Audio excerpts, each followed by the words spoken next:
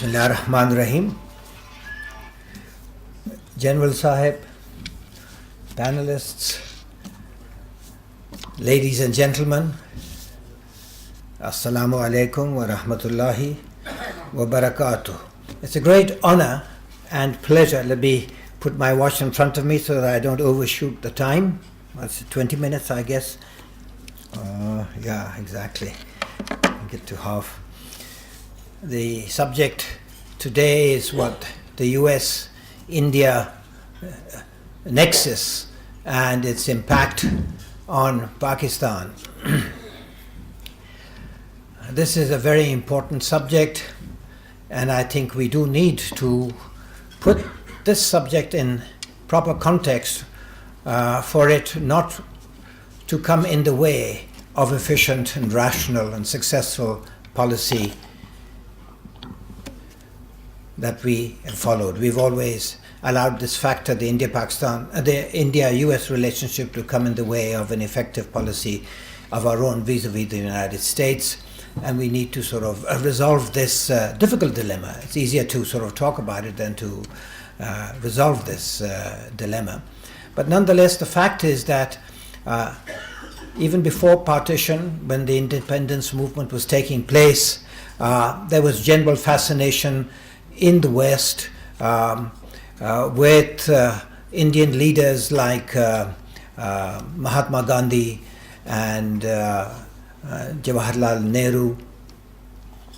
And when India became an independent country, the Americans looked upon it with great hope and expectation of the relationship between the oldest democracy, that's the United States, and the largest democracy, that is India. Now, we have reasons to question the credentials of India as regarding its democracy and in many respects, but nonetheless, by and large, the system that they chose, the constitution that they developed, was, along with Pakistan's constitution, which followed later, of a democratic nature.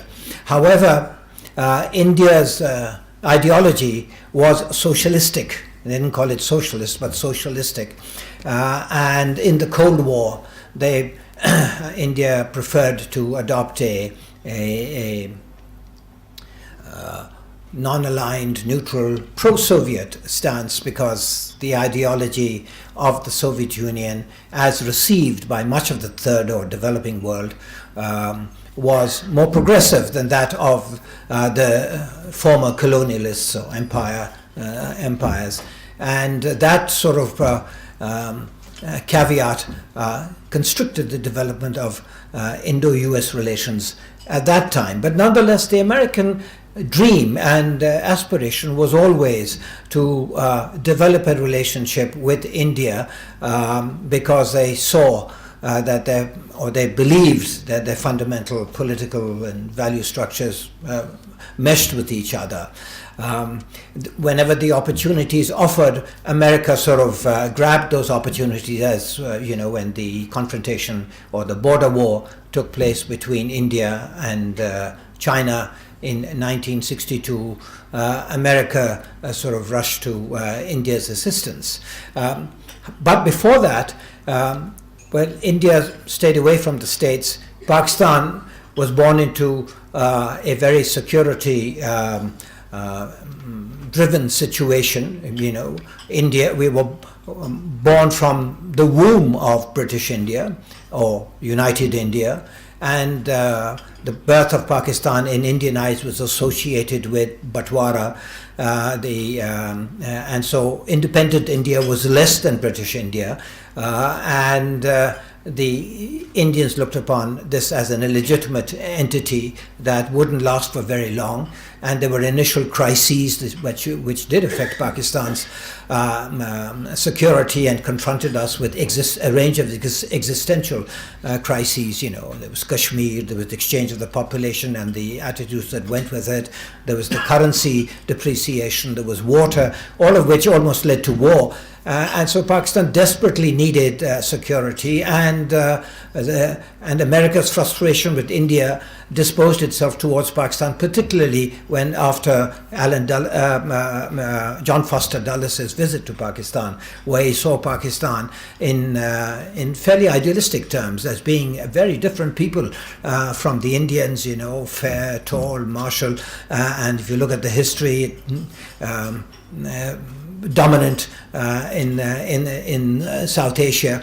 So the era of so-called Pactitis began, where Pakistan was enmeshed in pacts with the Western former imperial countries and the United States.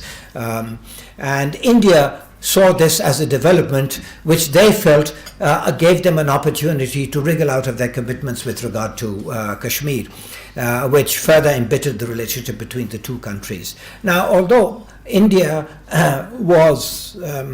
did not have such warm relations with America, but as I mentioned, America always aspired to having a better relationship at some time in the future.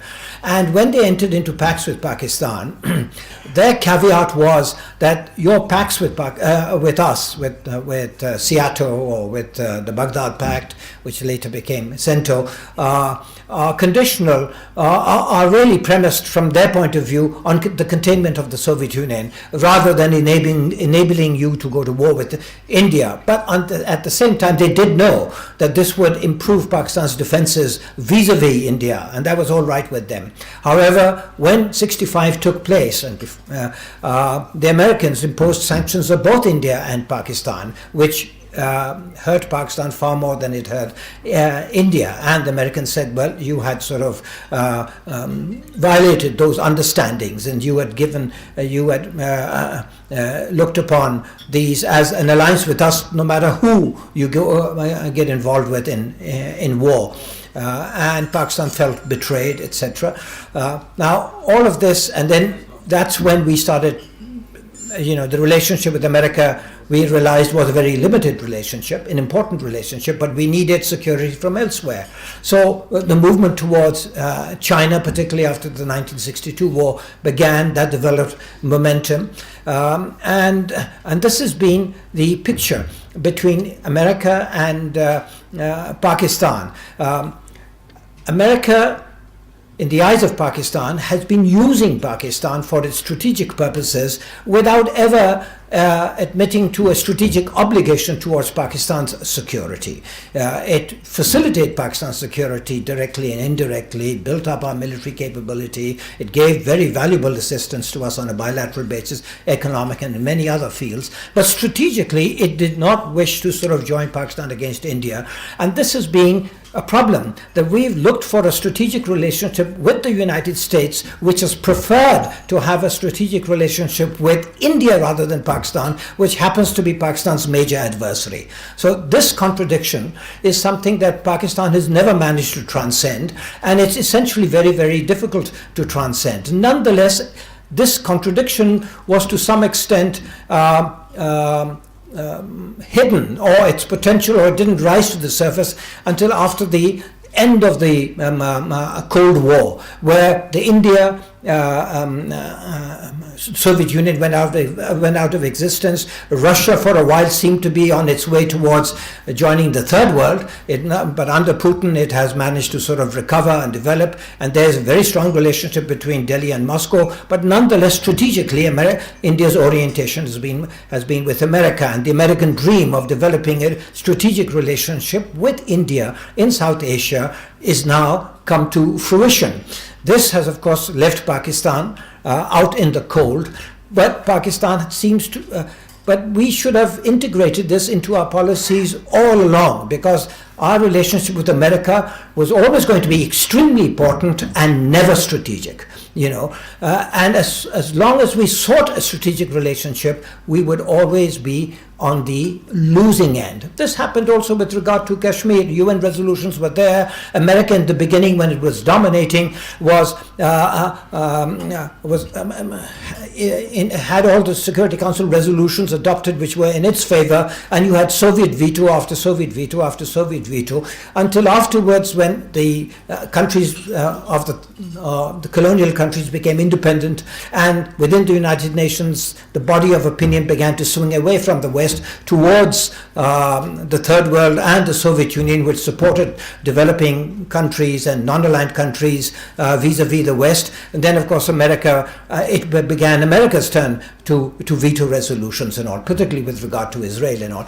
But America shifted away from its support for Kashmir without formally changing its policy. Formally, they say, but to all practical effects, they have accepted the status quo. All they want now is dialogue between India and Pakistan, a certain non-war between Pakistan. Have tense relations if you can. If you can reduce the reduction, don't go to war, particularly now that your nuclear weapons countries. When the two countries became India in 1974, the Smiling Buddha, so-called peaceful implosion, the response of the West was not a hostile and all. Later on, when both countries exploded their tests, was it 1998? They once again sanctioned both countries with. As in 65, the burden of that fell on Pakistan, which was far more dependent, had the smaller economy, more fragile economy, much more dependent on aid than India was. And now, since then, the real change has taken place, where America has, in effect, accepted India as a nuclear power, and backing its, joining the, nuclear safeguards, group, and has told Pakistan that it simply will not offer that kind of cooperation with Pakistan because it sees Pakistan as less trustworthy. And this has also then manifested itself in Afghanistan, where when Trump came in, Trump didn't invent the policy. Trump may have exacerbated a policy which had always been American policy, which was leaned towards America. And as far as Afghanistan is concerned, there was a short time when our relationship was, looked like a promising relationship after the Soviet invasion. But after the Soviet withdrawal, and then the end of the Cold War, and then 9/11, America has always supported an Indian role in Afghanistan.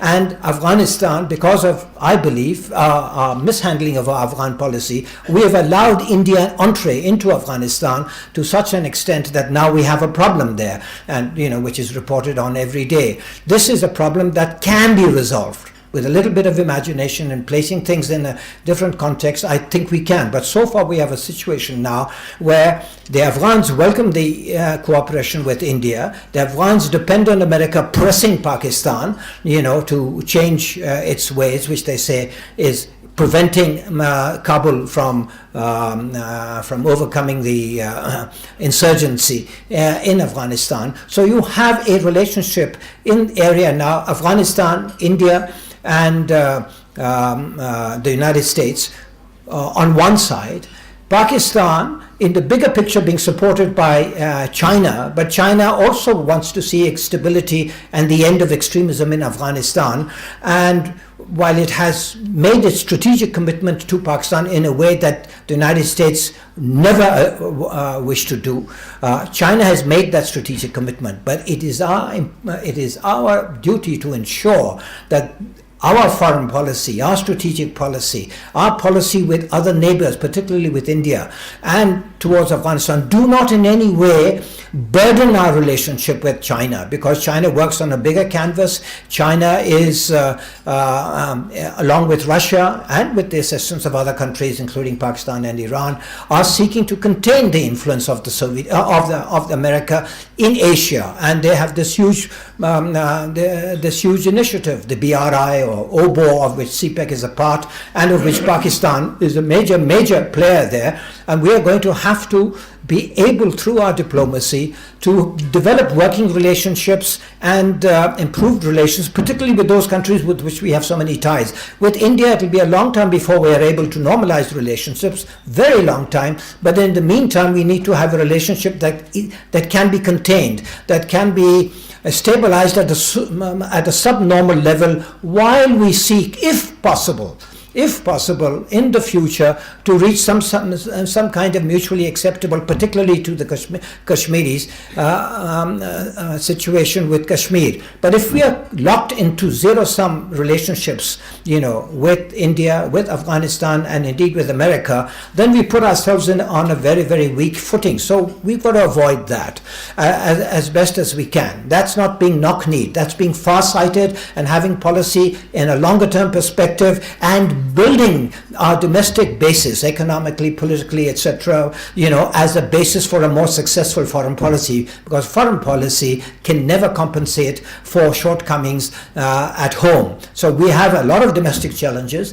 We've got to sort of come to grips with them, economically, socially, politically, regionally, the whole lot. When we do that, we increase the range of our foreign policy options, which will enable us to strengthen our strategic relationship with China for a very long time to come, and have a mutually beneficial non-strategic relationship with the United States, and some kind of relationship with India which minimizes the prospect of war. And that not so difficult, because we have deterrent capacities on both sides, and we, this smaller country, our deterrent capacity is very credible. But we shouldn't, when we have a nuclear deterrent capacity, you have to have a certain conventional threshold. Otherwise, you will be seen as an unstable country which would have to resort to its strategic option very, very quickly in the event of a conflict. So we need to have a policy towards India which doesn't emphasize that prospect that the minute